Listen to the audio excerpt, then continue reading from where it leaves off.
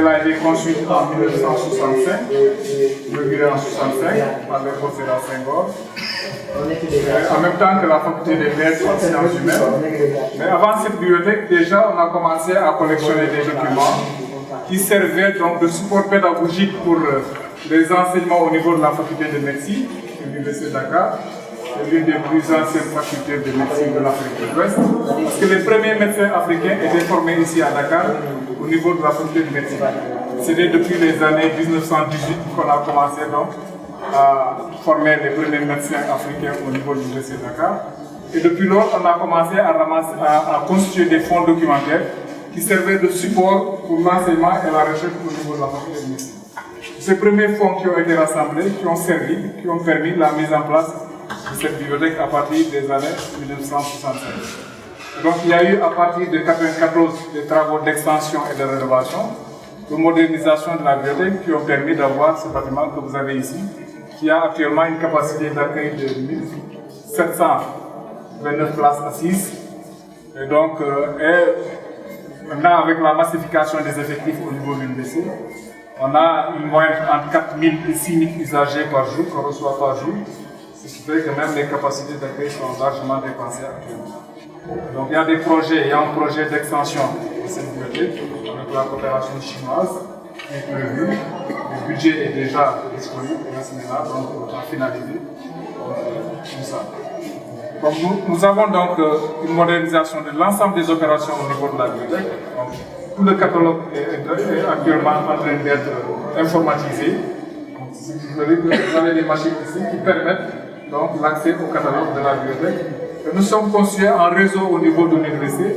Et la bibliothèque centrale que vous avez ici est le point focal de ce réseau, de l'ensemble des bibliothèques de l'université, qui dépendent de la tutelle de l'université. Donc nous avons quelque chose comme 500 000 documents qui se rapportent à l'ensemble des documents, des disciplines qui font l'objet d'enseignement et de recherche au niveau de l'université. Et un accès à un certain nombre de bases de données qui nous permettent donc d'avoir en ligne des documents qui sont disponibles dans certaines bases de données. Nous-mêmes, nous avons constitué une bibliothèque numérique dans laquelle vous avez l'ensemble des travaux de recherche des enseignants-chercheurs de l'Université de Dakar, mais également l'ensemble des thèses qui ont été soutenues depuis 1965 au niveau de l'Université de Dakar que vous avez dans cette bibliothèque numérique qui est accessible en ligne.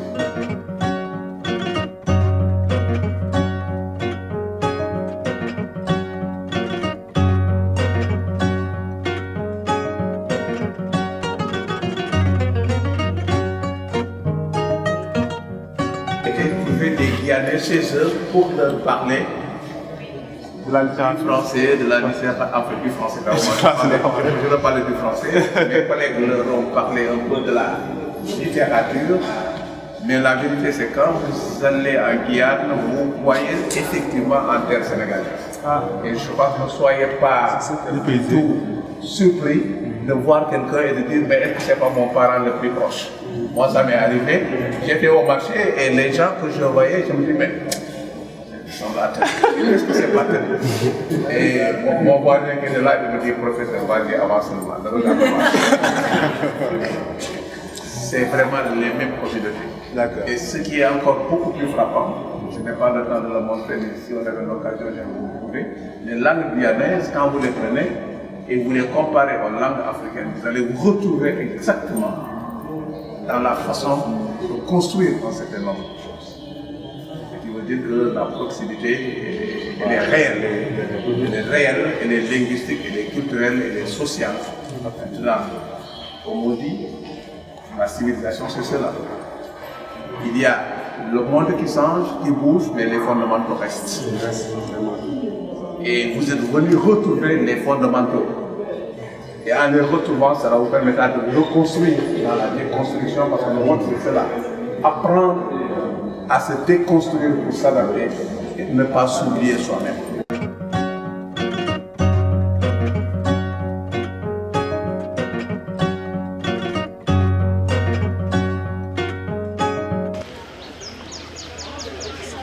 La faculté de lettres comprend 30 000 étudiants. Donc c'est une grosse faculté. Et cette année, nous sommes pour le moment nous serons probablement 31 000 et quelques étudiants. Donc, c'est la plus grosse faculté de l'Université Cheikh Anta Diop. Et tout récemment, nous avons mis en place aussi des licences professionnelles. Parce que la vocation de la faculté de lettres, c'est de former des étudiants, mais qui sont le plus souvent destinés à l'enseignement. Et de plus en plus, nous avons des difficultés d'insérer tous ces étudiants donc, dans l'enseignement. Donc il fallait trouver un palliatif. Et depuis cette année, nous avons mis en place quelques licences professionnelles, notamment avec une licence qui se rattache au département d'histoire. C'est la licence de la gestion des patrimoines. Le département de lettres modernes, je taquine souvent les collègues des autres départements, surtout les collègues du département de langue ancienne, comme le doyen. Pour leur dire que là, ce sont des langues mortes. Alors que le français, lettres modernes, c'est la langue officielle du Sénégal, le français. Étant la langue officielle, donc c'est la langue de communication au plan administratif, au plan scolaire, donc de l'élémentaire jusqu'à l'université, on utilise le français comme en Guyane. Donc c'est la langue officielle. C'est pourquoi je dis souvent aux collègues que le département de lettres modernes est la centralité de la faculté des lettres, parce que c'est là-bas où on apprend le français.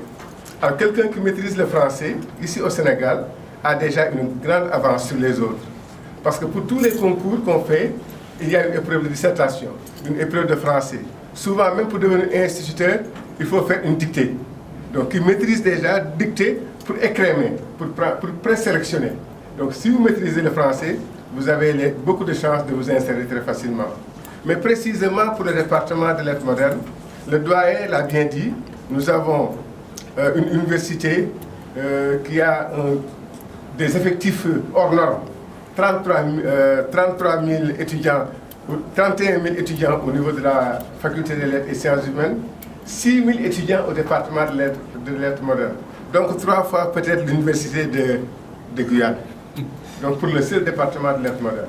Vous êtes arrivé à un moment où on est en train de revisiter l'histoire africaine, l'histoire du Sénégal, parce que nous, actuellement, au niveau du département, nous pilotons, en fait, nos collègues, et même certains qui sont à la retraite, sont en train de piloter la réécriture de l'histoire générale du Sénégal. Et donc, des origines à nos jours, il y a eu tellement de discussions sémantiques. Le Sénégal, c'est 1960. Si on va au-delà, ça veut dire qu'on n'écrit plus l'histoire du Sénégal, parce que le Sénégal, politiquement, n'existe qu'à partir de 1960.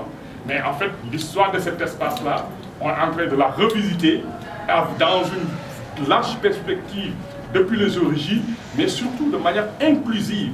Parce que non seulement pour la première fois dans cette approche-là, vous avez les scientifiques de l'université, mais aussi vous avez les communicateurs traditionnels. On a fait certains collègues de lettres modernes qui travaillent sur les épopées, donc sont là-dedans. Donc vraiment, on a commencé à... Les premiers volumes vont sortir donc, dans quelques 2 ou 3 mois. Et donc on est dans cette perspective-là. Et donc à l'Eurocaisse de plusieurs, actuellement aussi, il y a le musée des civilisations noires qui est en phase de finition, et on est en train de travailler avec tous les collègues de la diaspora, etc., sur les concepts de tel type de supposition, quel langage, pour quel public, etc.